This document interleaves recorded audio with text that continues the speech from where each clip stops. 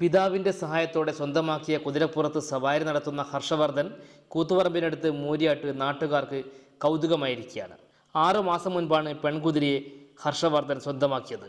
മൈസൂരിൽ നിന്നും വൻ വില കൊടുത്ത് വാങ്ങിയ കുതിരയെ പ്രത്യേക വാഹനത്തിലാണ് കൂത്തുപറമ്പിൽ എത്തിച്ചത്. പിന്നീട് കുതിരയെ പരിചരിച്ചതും ഇതിൻ്റെ പുറത്ത് കയറി സവാരി ചെയ്യുന്നതുമെല്ലാം ഹർഷവർദ്ധൻ്റെ വിനോദമാണ്.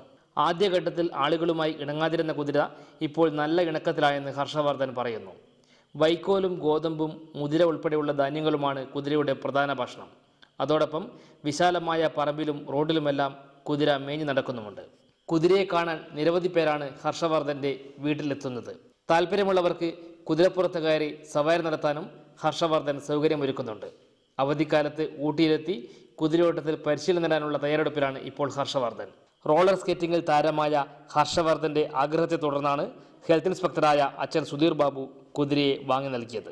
KP ശ്രീജിത്തിനൊപ്പം റിപ്പോർട്ടർ കണ്ണൂർ.